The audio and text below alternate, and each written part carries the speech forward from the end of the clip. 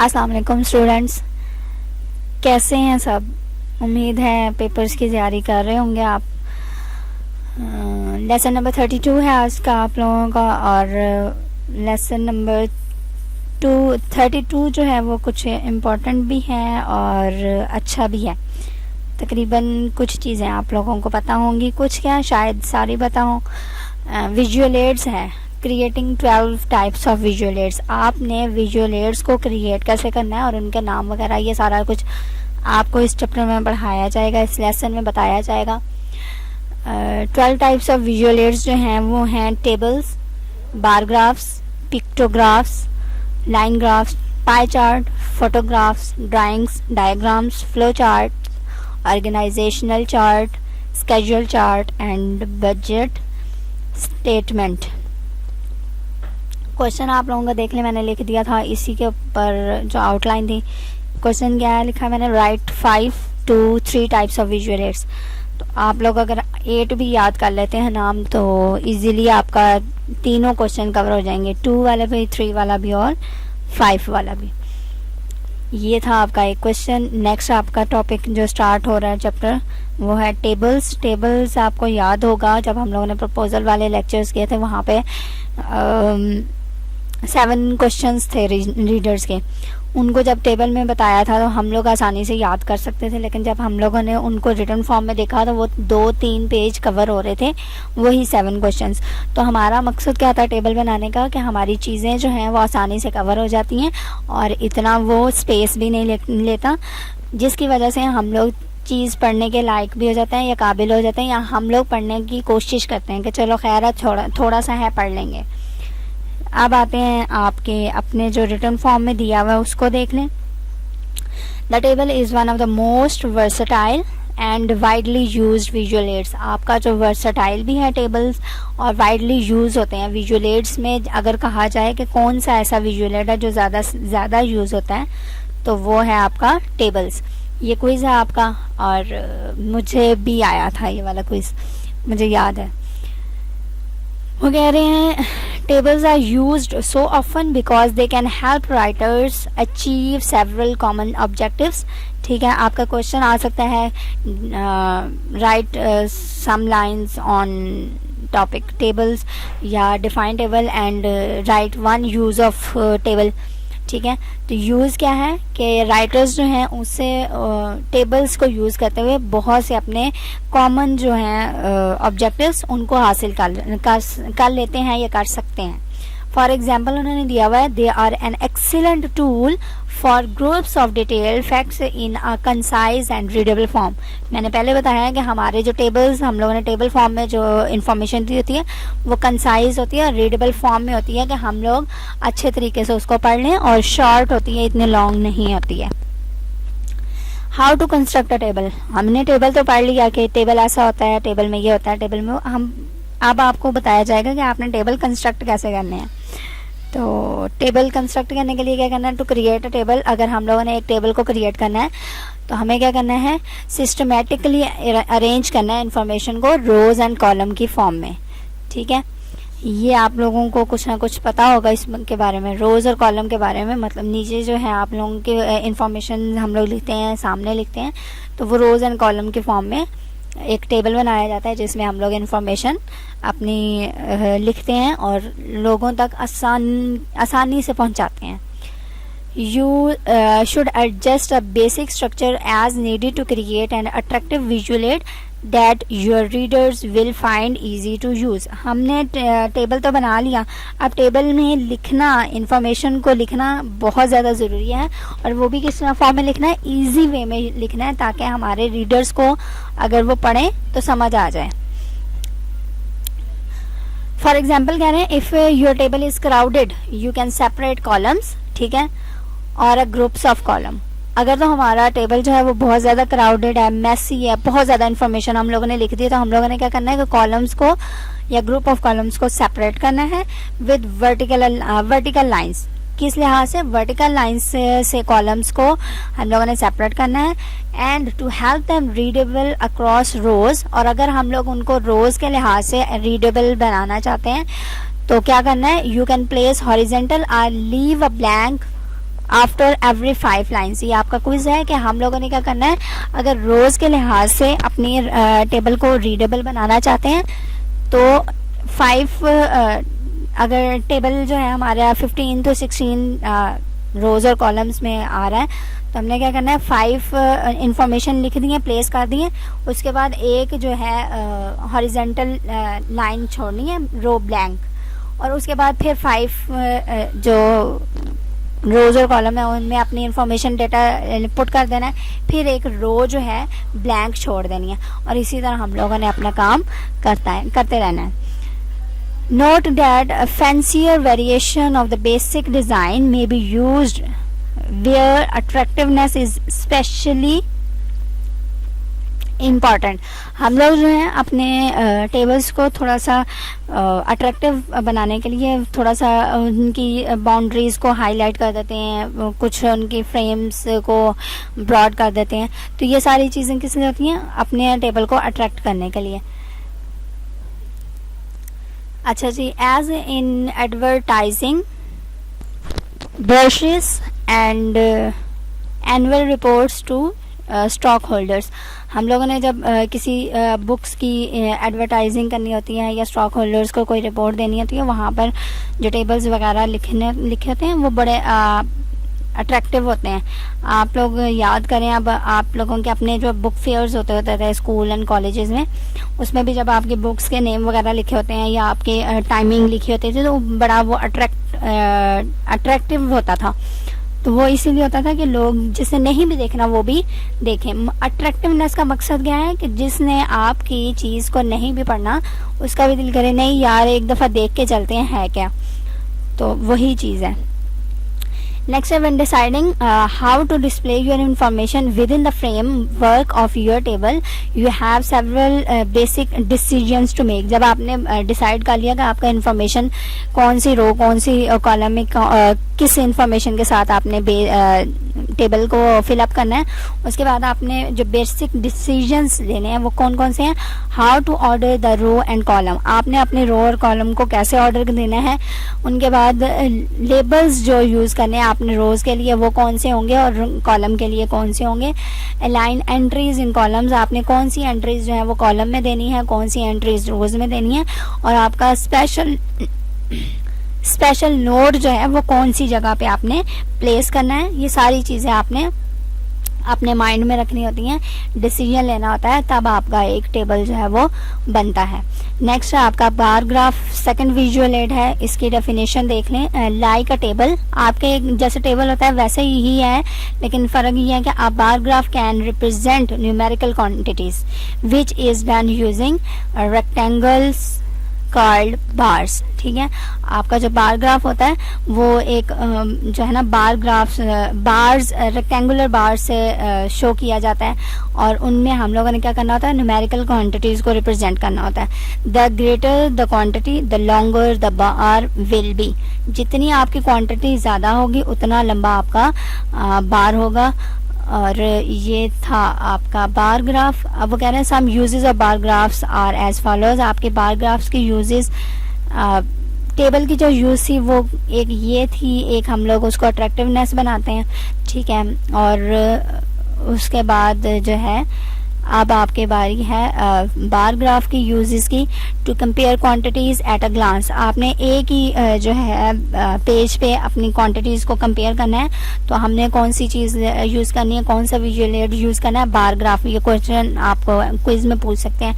To show trends, आपने trends वगैरह दिखाने हो तब भी हम लोग बार ग्राफ्स यूज़ करते हैं। और to indicate the composition of a whole, आपकी ये जो है 3 चीज़ों के लिए हम लोगों ने जो है बार ग्राफ्स को यूज़ करना होता है। और ये ना 2 नंबर का क्वेश्चन भी आता होता है, वो लोग जो हैं वो कह देते थे कि अगर तो ट्रू है स्टेटमेंट तो वो कह देंगे bar graphs are use to compare quantities at a glance. ठीक है, तो आपको ऊपर स्टेटमेंट दी जाती है कि राइट टू ट्रू और फॉल्स टू दी स्टेटमेंट्स। ठीक है, तो अगर तो ट्रू है तो आपका आएगा bar graphs are use to compare quantities at a glance. अगर फॉल्स होगी स्टेटमेंट तो वो किसी और विजुअल एड का नाम दे देंगे और साथ में आपको ये वाली स्टेटमेंट दे देंगे। अब ये आपने याद रखना है कि बार ग्राफ्स जो है वो आपकी क्वांटिटीज को कंपेयर करते हैं, ट्रेंड्स को कंपेयर करते हैं और इंडिकेट करते हैं composition as a whole. Next जारी बात है, अब आपने बार ग्राफ को भी कंस्ट्रक्ट करना है, तो वो कैसे करना है वो देख लें। begin by drawing your axis so that your graph will be roughly square। ठीक है, आपने जो हम लोग मैथमेटिशियंस हैं या मैथ के जो बच्चे हैं उनको पता होगा कि हम लोगों ने जब ग्राफ ड्रॉ करने होते हैं तो उनकी जो लाइन है, एक हम लोगों ने एक्स एक्सिस की ड्रॉ करनी होती है। ये एक्स एक्सिस की लाइन अगर मैं ड्रॉ कर रही हूँ तो इसी के अपोजिट जो है हम लोगों ने वाई एक्सिस की ड्रॉ करनी होती है। तो हम लोगों ने एक्सिस को ड्रॉ करना है और in graph along one axis place tick marks at rectangular intervals to indicate quantities. ठीक है ना, टिक मार्क्स हम लोग यूज करेंगे रेक्टेंगुलर में कि हमारे ये जो है क्वांटिटीज को शो कर रहे हैं, और प्लेस या plan the tick marks so that the longest bar will extend nearly to the end of its parallel axis. ठीक है, इनमें कुछ ऐसा खास नहीं था। बार ग्राफ जो है वो एक्स एक्सिस और वाई एक्सिस के अलोंग हम लोगों ने जितनी वैल्यूज क्वांटिटीज की लेनी होती हैं वो उस तरह बन जाती हैं। ये देख लें, अब थोड़ा बहुत मुझे MS एक्सेल आता है, जितना आता है आप लोगों को समझाने की कोशिश करूँगी। आप लोगों को उन्होंने क्या कहा, बार चार्ट्स जो है आपके शो करवा रहे हैं, ये बार चार्ट्स हैं एक रेक्टेंगुलर फॉर्म में, और साथ ही साथ उन्होंने कहा था आपको कि आपके जितनी क्वांटिटी ज़्यादा होगी उतना ही लॉन्गर आपका बार होगा। तो ये देख लें, इस जो ग्रेप्स की क्वांटिटी है वो 400 मैंने रखी थी, तो आपका ये वाला रेक्टेंगल जो है वो ज़्यादा है। जितना आपकी क्वांटिटी कम होगी उतना रेक्टेंगल छोटा होगा। यही बात थी आपके बार ग्राफ में। और ये भी how to construct a bar graph, इसमें भी वही चीज़ लिखी हुई देख लीजिएगा। How to avoid misleading your readers, आप अपने रीडर्स को मिसलीड करने के लिए या मिसगाइड करने से बचने के लिए क्या क्या चीज़ें कर सकते हैं। A common mistake that results in accidentally misleading the readers is to omit the 0 point on the axis that shows the quantity. हम लोग क्या करते हैं कि 0 पॉइंट जो है वो ख़त्म कर देते हैं, तो हमारा जो 50 है वो यहाँ से स्टार्ट हो जाता है, तो हम जो रीडर्स होते हैं उनको मिस गाइड कर देते हैं हम लोग, जिसकी वजह से जो है रीडर्स को शायद समझ नहीं आती बात। ये आपका क्विज भी हो सकता है और क्वेश्चन भी 2 नंबर का कह सकते हैं कि आपने अवॉइड करना है या उनकी कॉमन मिस्टेक क्या है। If you simply can not use the entire quantity scale, indicate that fact to your readers perhaps by using hash marks to signal a break in the quantity axis in the bars themself. अगर तो हम लोगों ने कोई quantity को misplace करना है या उस क्वांटिटी को नहीं शो करवाना, तो हम लोग उसके दरमियान में एक गैप देते होते थे, याद हो तो कुछ उसमें। अगर हम लोगों ने ये 0 to 50 तक है ना, हमें पता चल रहा है कि 50 यहाँ पे एंड हो रहा है, कभी कभी हम लोग उधर शो करते होते थे 0-50। ठीक है, अब मैं इधर लिख के आती हूँ 0 to 50 वैल्यूज़। ठीक है ना, तो ये जो डैश है ये हम आपके रीडर्स को बताते हैं कि आपकी 0 से लेके 50 तक वैल्यू जो है वो इधर मेंशन है। अगर हम लोगों ने ये 0 नहीं लिखना तो 0 to 50 लिखेंगे, तब उनको पता चल जाएगा कि हमारी वैल्यू 0 शामिल है। नेक्स्ट है pictographs. Pictographs are a special kind of bar graph, ठीक है, in which the bars are replaced by drawing that represent the things being described। ठीक है, पिक्टोग्राफ में क्या होता है कि आपकी ये बार चार्ट्स की तरह ही होती हैं, लेकिन क्या होता है कि आपने इनकी पिक्चर्स बना के शो करनी होती हैं कि हाँ जी ये वाला जो चीज़ है ये पिक्चर, अगर मैं कहूँ ये मैंगोज हैं तो यहाँ पे मैंगोज शो किए जाएंगे, उनकी पिक्चर्स लगाई जाएंगी बाकायदा, तब आपको पता चल जाएगा कि हाँ जी ये वाली चीज़ जो है वो मैंगो में है और ये एप्पल की है और ये वाली परसेंटेज या ये वाली प्राइस जो है वो ग्रेप्स की है। नेक्स्ट है the chief advantage of pictograph is that it uses drawings to symbolize concretely the quantities you are taking about in your graph। आपने वही चीज़ को, वही पिक्चर को डिपिक्ट करना होता है आपके अपने ग्राफ में, जिस चीज़ के बारे में आप बात कर रहे होते हैं. You will find pictographs specially useful where you want to do one or both of the following.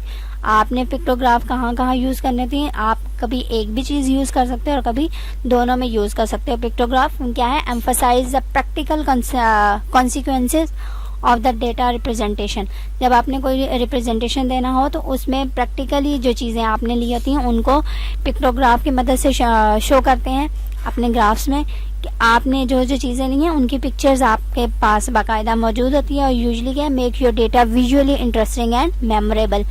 ये देखें, जब हम लोगों ने बार ग्राफ बनाए हैं या बार चार्ट्स बनाए हैं, इसमें हम लोगों को बाकायदा ये चार्ट्स को तो पता लग रहा है कि ये वाला इसकी प्राइस ज़्यादा होगी, लेकिन हमें नीचे देखना पड़ता है कि किसकी प्राइस ज़्यादा है. अगर आपकी यहाँ पे पिक्चर्स बना दी जाएं तो क्या होता है कि पता लग रहा होता है कि ये इसकी एक ही नज़र में देखने से पता चल जाता है, नीचे नहीं जाना पड़ता, उसको याद करना आसान हो जाता है.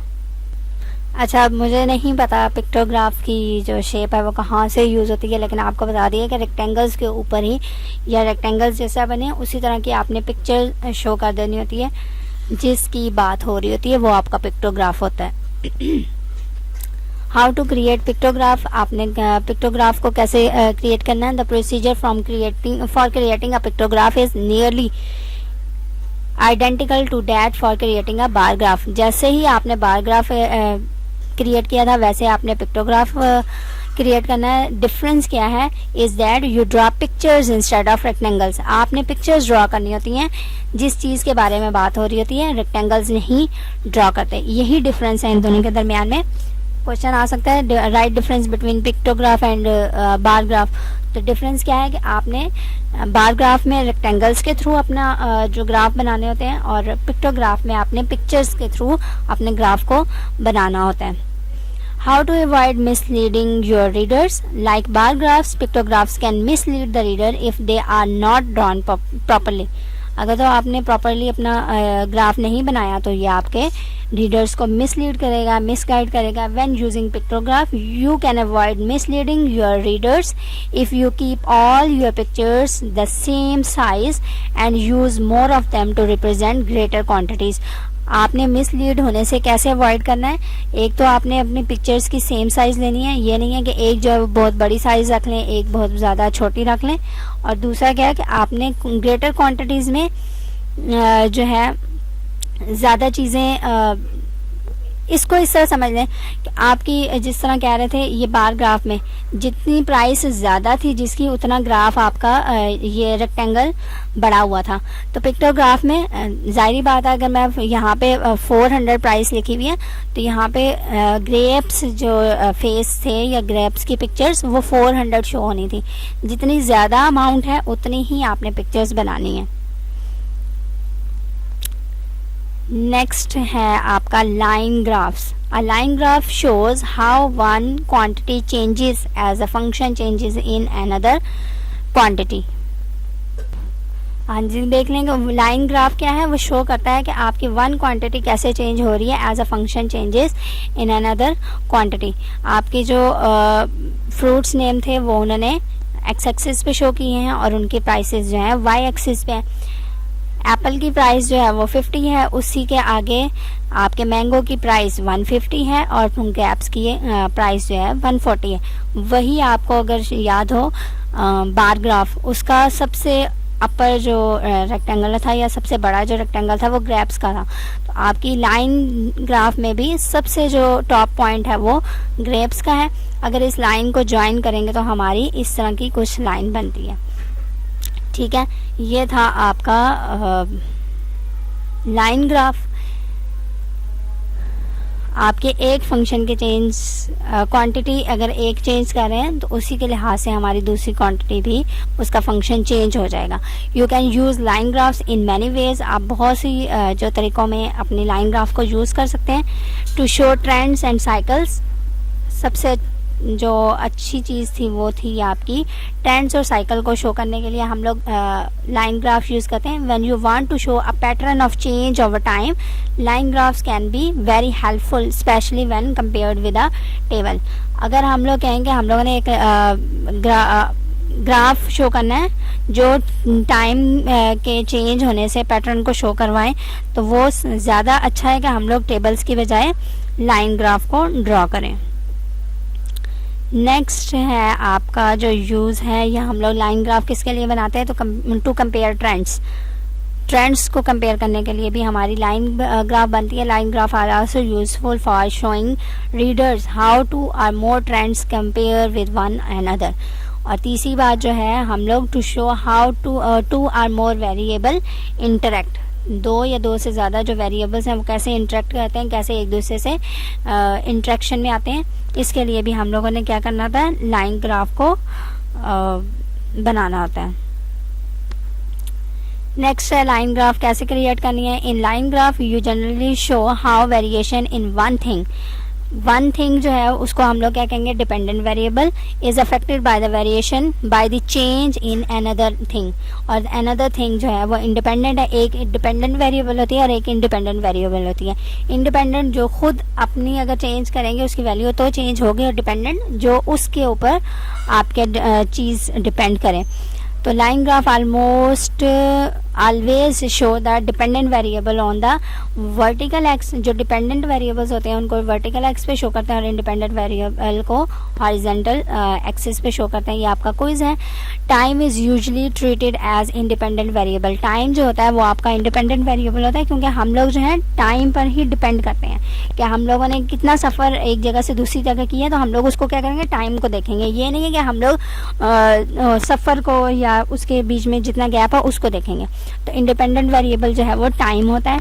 ये भी आपका क्विज हो सकता था, मैंने इसको हाईलाइट नहीं किया. अच्छा जी, mark off each axis at regular intervals using labelled tick marks. हम लोगों ने क्या करना होता है, जितने भी रेगुलर इंटरवल्स होते हैं उनको टिक मार्क के साथ लेबल करना होता है. In some situations however your readers may find it easier to read your line graph if you extend the tick marks all the way across the graph. इसमें ऐसा कोई बात नहीं थी. आपको लाइन ग्राफ भी दिखा दिया मैंने, और ये भी बता दिया है कि हम लोग लाइन ग्राफ किन के लिए यूज़ करते हैं. इसको आगे देख लीजिएगा, कोई ऐसी चीज़ ख़ास नहीं है. मैंने रीड तो किया लेकिन नहीं, कुछ नहीं है इसमें.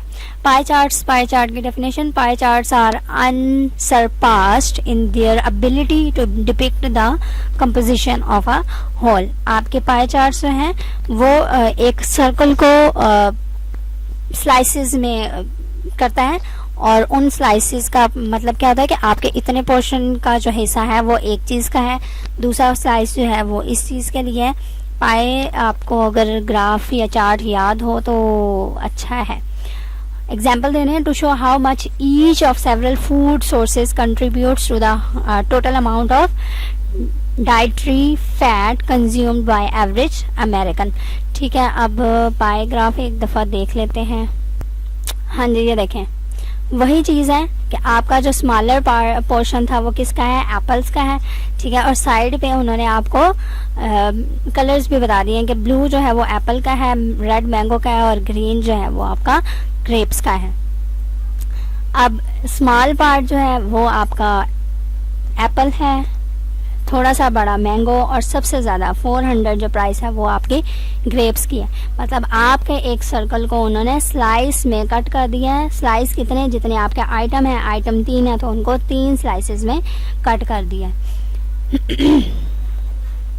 नेक्स्ट वो कह रहे हैं how to create a pie chart. आप पाई चार्ट को कैसे क्रिएट करते हैं. To create a pie chart, अगर आपने पाई चार्ट को क्रिएट करना है, draw a circle and draw lines that slices it into wedges. आपने एक सर्कल ड्रॉ करना है और उसके दरमियान में लाइंस ड्रॉ कर देनी है, जिसका मतलब है कि आपने उनके स्लाइसेस बना दिए, पीस बना दिए, ब्रेड के पीस. ठीक है, ये आपने लाइंस ड्रॉ की थी और इनको पीसीज में कट कर दिया. Each wedge occupies a portion of the circle's circumference proportional to the amount of the total pie that the wedge represents. वही बात है कि आपका हर एक जो वेज है वो आपको बता रहा है कि किस क्वांटिटी के लिहाज से आप बात कर रहे हैं. और arrange the wages in a way that helps your audience determine the rank order of the wages and compare the relative size of particular wages. एक नज़र देखने से ही हमें पता चल जाता है कि किसकी चीज़ किसका पोर्शन जो है वो ज़्यादा है. तो सबसे, अगर मैं आपसे कहूँ कि सबसे पोर्शन ज़्यादा किस चीज़ का है, तो हम लोग कहेंगे ग्रेप्स. एक नज़र देखते हैं क्योंकि हमें पोर्शन नज़र आ रहा है, ठीक है. और सबसे कम किसका है? एप्पल का 50 प्राइस थी, ठीक है. वैसे है तो नहीं, मैंने लिख दिया. अच्छा, फोटोग्राफ्स क्या होता है? With a photograph, you can show your readers exactly what they would see if they personally were to look at an object. ठीक है. फोटोग्राफ्स जो है वो एज इट इज़ मैं कहूँ कि पिक्टोग्राफ की तरह होते हैं, तो शायद हो सकता है, ठीक है. फोटोग्राफ क्या होता है कि आपने अपने रीडर्स को वही दिखाना है जिस चीज़ के बारे में आप बात कर रहे हो. Photographs can help you achieve a variety of communication purpose, such as to show the appearance of something the readers have never seen. आपने photographs दे दिए तो आपके रीडर को शायद वो चीज़ ऐसी कभी देखी ही ना हो उसने, तो उनको नज़र आ जाएगा कि आप क्या किस चीज़ के बारे में बात कर रहे हैं. उन्होंने एग्जांपल किया, कह रहे हैं this could include a new product. आप एक न्यू प्रोडक्ट की पिक्चर्स दे दें साथ, या इनसाइड द ह्यूमन हार्ट जो चीज़ नज़र आ रही है, तो एक ऑर्डिनरी जो पर्सन है उसने शायद कभी नहीं देखा होगा. हाँ जी, हार्ट के अंदर क्या चीज़ है, कितनी सर्कुलेशन के लिए क्या वेन्स हैं, ये सारा कुछ. तो आपके फोटोग्राफ्स से चीज़ें बज़ाहिर रीडर्स को पता चल जाती हैं जो शायद एक जो है रीड करने से ना पता चलती हो, ठीक है.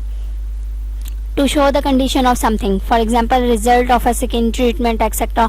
आप बाकायदा जो है किसी स्किन की ट्रीटमेंट कर रहे हैं तो उसके लिए इतना ज़्यादा लिखने के बजाय उसकी एक पिक्चर दे दें, तो जिसने नहीं भी पढ़ना होगा उसको एक पिक्चर के थ्रू पता चल जाएगा कि हाँ जी आपकी जो स्किन ट्रीटमेंट चल रही है वो कैसी है या कितना चेंज आया है, वो सारी चीज़ें. To help the reader recognize something, अगर रीडर्स को आपने ये करना है कि वो कोई चीज़ याद रखें, तो उसके लिए हम लोग फोटोग्राफ्स को यूज़ करेंगे. फोटोग्राफ्स क्या है कि आपने इतना 2 पेजों के लिखने के बजाय आप एक पिक्चर प्लेस कर दें और अपनी सारी बात एक पिक्चर के थ्रू बयान कर दें. फॉर एग्जाम्पल क्या है, in a lab manual you might include photographs that would enable your reader to identify the imperfection they might encounter in steel sheet. ठीक है, आपने पिक्चर्स लगा देनी है ताकि आपके जो रीडर्स हैं उनको पता चल जाए कि उनको किस चीज़ में ज़्यादा प्रॉब्लम है या क्या चीज़ चल रही है लैब के अंदर. To help your audience find something, अगर आपकी ऑडियंस ने कोई चीज़ फाइंड वगैरह करनी है तो उसके लिए भी हम लोग पिक्चर्स को इस्तेमाल कर सकते हैं. For example you could show parts of machinery in an instructional manual. अगर आपने एक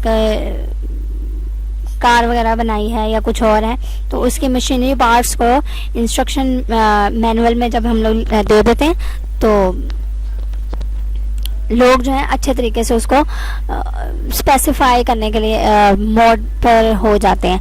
अब कार जो है वो कुछ और ज़्यादा डिफ़िकल्ट हो गई है. हम लोग कहते हैं कि जी सिंपल फ़ोन, अगर एक हम किसी ऑर्डिनरी पर्सन को देते हैं ये जो न्यू मोबाइल्स आ गए हैं वीवो वगैरह, उनको तो यही नहीं पता चलेगा कि उन्होंने सिम कहाँ पे डालनी है. ठीक है, तो एक मैनुअल कार्ड में हम लोग शो कर देते हैं उनकी मशीनरी पार्ट्स को पिक्चर्स के थ्रू शो कर देते हैं कि आपने यहाँ से प्रेस करना है पिन के साथ जो नंदी होती है और आपकी जो सिम किट है वो बाहर निकल आ जाएगी. आपने सिम डालनी है और बंद कर देना है और आपकी सिम मोबाइल के अंदर चलेगी. तो मतलब पिक्चर्स शो करनी है आपने और उन मशीनरी पार्ट्स की और इंस्ट्रूमेंटल मैनुअल में इंस्ट्रक्शनल मैनुअल में देनी है ताकि लोगों को पता चल सके. फोटोग्राफ्स, अब मुझे उम्मीद है आपको समझ आ गई होगी मोबाइल के एग्जांपल के साथ. डायग्राम्स हैं, diagram is much like a drawing except that drawings accurately convey the actual appearance of things. Diagrams depict subjects more abstractly. हाँ ठीक है, वर्ड ठीक बोला मैंने। अब डायग्राम्स का मकसद क्या होता है, आपने ये नहीं है, हम जब डायग्राम्स ड्रॉ करते हैं तो ये नहीं होता कि एक्यूरेटली वही चीज़ जो असल होती है हम लोग बनाएं, लेकिन हम लोग उसका एक्चुअल अपीयरेंस तो नहीं दे सकते, लेकिन कुछ ना कुछ उस जैसा मिलता जुलता बना देते हैं। तो डायग्राम्स भी जो हैं हमें बताती हैं कि ये वाली चीज़ आपने किसके लिए यूज़ कर रहे हैं, या आपकी ड्राइंग जो है वो किस लिहाज से बन रही है, या किसको आपने शो करवाई है, किस चीज़ को। Diagrams can convey complex information such as the system used for industrial processing of fruits without actually showing the actual machinery. ठीक है, अब इसके एग्जांपल देख लें। हम लोग जो है एक्चुअल मशीनरी आम लोगों को या कॉमन लोगों को दिखाने की बजाय एक डायग्राम्स बना दें उसी जैसे फोटोग्राफ्स में कहा है, एक पिक्चर बना के हम लोग दे देते हैं डायग्राम्स वगैरह, और उनके थ्रू लोगों को बता देते हैं कि इस मशीनरी से जी आपकी प्रोसेसेस हुई हैं, फ्रूट्स को आपने एक टेट्रा पैक में कन्वर्ट किया, उसका जूस बनाया है, ये सारा कुछ पैकिंग वगैरह। अब आपको ना मिल्क पैक की ना बहुत अच्छे से कमर्शियल याद होगी, वो बाकायदा आपको बताते होते हैं कि मिल्क की जो पैकिंग हुई है वो किस प्रोसेस से हुई है, उनकी पैकिंग किस तरह हो रही है, सब कुछ आपको रिफाइनरी से प्रोसेस तक बताते हैं। तो डायग्राम्स वही चीज़ है कि आप एक्चुअल उनको इंडस्ट्रियल प्रोसेसिंग ना दिखाएं, लेकिन एक डायग्राम के थ्रू अपनी चीज़ जो है वो कन्वे कर दें। How to create a diagram, decide exactly what you want to show. आपने ये डिसाइड करना बहुत ज़रूरी होता है कि आपने दिखाना क्या है लोगों को। Create an appropriate mean to represent your subject with geometric shapes और perhaps sketches that suggest their appearances. अच्छा जी, मैंने देखा है लेक्चर लंबा हो गया, खैर कोई बात नहीं। आपने वही बात है कि अपने ज्योमेट्रिक शेप्स भी यूज़ कर सकते हैं, अपने स्केचेस वगैरह बनाने हैं वो भी यूज़ कर सकते हैं, लेकिन मकसद क्या है कि हमने डायग्राम्स बनानी है और एक पूरा प्रोसेस लोगों को समझाना है। Provide the explanation people need in order to understand your diagram as a separate key. आपने अगर लोगों को समझाना है कि आपके डायग्राम का मकसद क्या है, तो आप एक साइड पे कीज़ दे सकते हैं। कीज़ क्या है, ये वाली कीज़ हैं जो शो कर रही हैं कि एप्पल की जो है वो ब्लू है, मैंगो की रेड है। कीज़ दे देनी है कि लोगों को पता चले आपने जो भी ग्राफ्स बनाए हैं या जो भी डायग्राम बनाई है वो किस लिए यूज़ किए, इन द टाइटल और as part of a diagram itself. Next है flow charts. Flow charts are an excellent means of representing the succession of event in a process और प्रोसीजर। आपके फ्लो चार्ट्स क्या होते हैं, आपके succession को बताते हैं कि कितने इवेंट में सक्सेस आपको मिली है। वही जिस तरह के बार चार्ट्स होते हैं उसी तरह के होते हैं, लेकिन फ्लोइंग मूवमेंट में होती है, अप एंड डाउन होते रहते हैं उसमें। The simplest flow charts use rectangles, circles, diamonds or other geometric shapes to represent events, and arrows to show the progress from one event to another। ठीक है, आप जो है फ्लो चार्ट्स बहुत से तरीक़ों से शो कर सकते हैं। आपके रेक्टेंगल फॉर्म में भी हो सकते हैं, सर्कल फॉर्म में भी हो सकते हैं, जिस फॉर्म में भी, लेकिन आपके जो एरोज हैं वो शो करते हैं कि आपकी प्रोग्रेस हो रही है या आपकी प्रोग्रेस नहीं हो रही। How to create a flow chart है, a few conventions govern the creation of flow chart. आपकी बहुत सी जो हैं, इतनी ज़्यादा नहीं है, कम ही हैं, कन्वेंशंस होती रहती हैं कि आपने कैसे फ्लो चार्ट्स को यूज़ करना है या बनाना है। The label that identify the activities are placed inside the boxes that represents those activities. आपकी जो लेबल्स वगैरह होती हैं ना, वो आपने उसी बॉक्स के अंदर रखनी होती है, बाहर नहीं शो करनी होती। और आपकी फ्लो चार्ट्स में वो फ्लोइंग वे में होती है, तो आपको पता चलता रहता है कि कौन से बॉक्स में कितना आपको प्रोग्रेस मिली है या नहीं। Boxes are arrange so that activity flows from left to right और फ्रॉम बॉटम टू टॉप और बोथ कि आपकी लेफ़्ट या राइट है, या राइट टू लेफ़्ट है, बॉटम टू टॉप है, या टॉप टू बॉटम है। ये आपके अपने जो फ्लो चार्ट है, जब आपने उसको बनाया उसके बॉक्सेस के अंदर ही आपको बता दिया जाता है कि आपकी प्रोग्रेस किस लिहाज से हो रही है। ऑर्गेनाइजेशनल चार्ट्स हैं। An organizational chart uses rectangles and lines to represent the arrangement of people and departments in an organization. Organization क्या होती है? जिसमें लोग काम करते हैं, और डिपार्टमेंट होते हैं उस ऑर्गेनाइजेशन के, तो उनको अरेंज करना जो है वो ऑर्गेनाइजेशनल चार्ट कहलाती हैं। और उनको जो अरेंज करते हैं वो रेक्टेंगल्स में होते हैं या लाइंस में होती हैं। नेक्स्ट है आपकी, इट रिवील्स द ऑर्गेनाइजेशंस हायरस। हाँ जी, मैं लफ्ज़ ठीक पा रही थी। हायरार्की मतलब आपकी जो ऑर्गेनाइजेशन है उनके पीपल जो हैं किस डिफरेंट रैंक्स से उनकी एडमिनिस्ट्रेशन हो रही है, उनकी किस तरह से अरेंजमेंट हुई है, ये सारी ऑर्गेनाइजेशनल चार्ट में रिवील की जाती है, indicating how the smaller units are combining to create larger units. ठीक है, और यह भी बताया जाता है कि आपके कितने स्मॉलर यूनिट्स कंबाइन होके एक लार्ज ऑर्गेनाइजेशन बनाई है। अब स्मॉलर यूनिट कौन से हो गए? लेबर्स हो गए, लेबर्स के साथ आपके मैनेजर्स हो गए, उनकी फिर आपके अपना डिपार्टमेंट हेड, ये सब चीज़ें मिला के आपकी ऑर्गेनाइजेशन बनती है। उन्हीं को उन्होंने एक चार्ट के थ्रू बताना होता है। It also indicates who reports to whom and who give direction to whom. आपकी वही चार्ट ने बताना होता है कि किसने आपको रिपोर्ट करनी है। अब जो लेबर्स होते हैं किसको रिपोर्ट करनी होती है? उन्होंने मैनेजर्स ने किसको रिपोर्ट करना होता है? ऊपर जो आपके हेड ऑफ डिपार्टमेंट है। फिर जो हेड ऑफ डिपार्टमेंट के ऊपर भी अगर किसी और ने पैसे वगैरह लगाए थे तो उनको रिपोर्ट करना बनता है, ऑर्गेनाइजेशन तभी चलती है। तो ये था आपका ऑर्गेनाइजेशनल चार्ट। आपका ऑर्गेनाइजेशनल का चार्ट कैसे बनाना है? Because of the hierarchical word उलट हो रहा है मेरे मुंह से। हाँ जी, ठीक ही था। Hierarchical nature of most business organisations. हमें ये पता है कि हमारी जो बिजनेस ऑर्गेनाइजेशंस होती हैं उनमें बहुत सी ऑर्गेनाइजेशंस बहुत से लोग काम कर रहे होते हैं। तो organizational charts are usually paramedical नहीं है, हाँ जी पैरामेडिकल कह रही है, पैरामिडल है, ठीक है ना, एक मीनार की शेप जैसा होगा उनका organizational chart.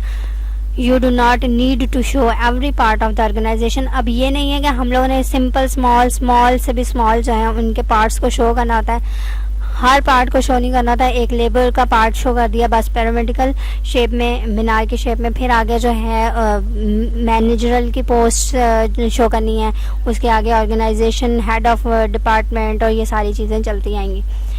Only those relevant to your readers, और वही चीज़ आपने लिखनी होती है अपने ऑर्गेनाइजेशनल चार्ट में जो आपके रीडर्स को चीज़ें पता हों। अब हम जो रीडर्स आम रीडर्स हैं उनको ये नहीं पता होता कि कितने लेबर्स काम कर रहे हैं या उनको कितनी पेज दे रही है, ये बताने की ज़रूरत नहीं है। सिर्फ बताना यह है कि लेबर्स ने जो है रिपोर्ट आपके मैनेजर को करनी है, मैनेजर ने आगे डिपार्टमेंट को, हेड ऑफ डिपार्टमेंट को, फिर आगे इस तरह रिपोर्ट करते रहना। Sometimes you may need to represent more than one kind of relationship by using different lines for the different relationship. ये भी हमें पता है कि जब हम लोगों ने मोर देन वन थिंग्स को डिस्क्राइब करना हो तो हम लोग अलग-अलग लाइंस से या अलग कलर से उनको डिफ्रेंशिएट कर देते हैं। स्केड्यूल चार्ट्स क्या? Schedule chart identifies the major step in a project and tells when they will be performed। आपके स्केड्यूल चार्ट्स जो यूज़ होते हैं या विजुअल एड जो स्केड्यूल चार्ट है वो कब यूज़ होता है? जब हम लोगों ने कोई प्रोजेक्ट वगैरह बनाना हो और उसमें बताना हो कि कौन सी चीज़ का हम लोगों ने परफॉर्म करनी है या पेश करनी है, वो स्केड्यूल चार्ट में होगा। स्केड्यूल है ना, एक आपका स्केड्यूल बताया जाएगा। They are often use in project proposals to show the proposer's plan of work. आपके जब प्रपोजल आपने कोई देना है प्रोजेक्ट में तो तब आपने स्केड्यूल चार्ट यूज़ करना है। You can also use schedule chart in progress reports to show what you have accomplished and what you have left to do. जब हम लोगों ने कोई प्रोग्रेस रिपोर्ट शो करनी होती है वहाँ पे भी हम लोगों ने स्केड्यूल चार्ट यूज़ कर सकते हैं, क्या हम लोगों ने क्या हासिल कर लिया और क्या हम लोगों ने खो दिया या क्या हम लोग हासिल कर सकते हैं। ठीक है। प्रोग्रेस रिपोर्ट जो आपकी अपनी रिजल्ट रिपोर्ट होती है, ठीक है, वो वाली भी आपके स्केड्यूल रिपोर्ट में शामिल होती है। How to create schedule chart, आप अपना स्केड्यूल चार्ट कैसे क्रिएट कर सकते हैं वो देख लें। One of the principal consideration in creating a schedule chart is deciding how much detail to include. आपने सबसे ज़्यादा जो अहम बात है वो स्केड्यूल चार्ट में क्या करनी है, आपने कितनी डिटेल अपने स्केड्यूल चार्ट में प्लेस करनी है, which depends on the audience needs and expectation. अब मैं आपको कह रही हूँ, जैसे आप लोग बात करते हो तो शायद अब समझ आ जाए, शॉर्ट लेक्चर भी हो और हमें सारी चीज़ें समझ भी आ जाएं, ठीक है।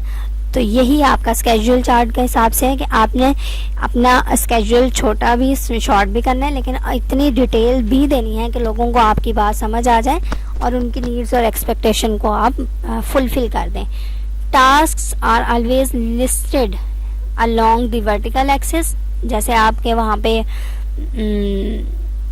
बताया गया था, मुझे भूल गया ऊपर, ये डिपेंडेंट वेरिएबल जो है वर्टिकल एक्सिस के साथ, इंडिपेंडेंट हॉरिजॉन्टल के साथ है। तो यहाँ पे भी वो यही बात कर रहे हैं कि आपने वर्टिकल एक्सिस के साथ टास्क्स को शो करना है और with identification use to distinguish sub task from major task. और इंटरवल्स, वीक, मंथ्स जो होते हैं वो आपके are usually marked off with vertical lines. ये आपने याद रखनी है चीज़ें। और लेक्चर जो है लंबा हो गया, सॉरी। बजट स्टेटमेंट देख लेते हैं जल्दी से। अब budget statement is a table that shows how the money will be gained और स्पेंड। आपने जितना भी अपना बजट में से मनी को स्पेंड किया या गेन किया वो सारा बजट स्टेटमेंट हो जाता है। इसको देख लें, जब हम लोग लिखते होते हैं कि इतना राशन आ गया, इतना ये आ गया, इतने पैसे को गिनना जो है वो आपका बजट स्टेटमेंट होगा। इसको पढ़ लीजिएगा, बहुत ज़्यादा लेक्चर लंबा हो गया। अल्लाह हाफिज़, अपना ख्याल रखिएगा।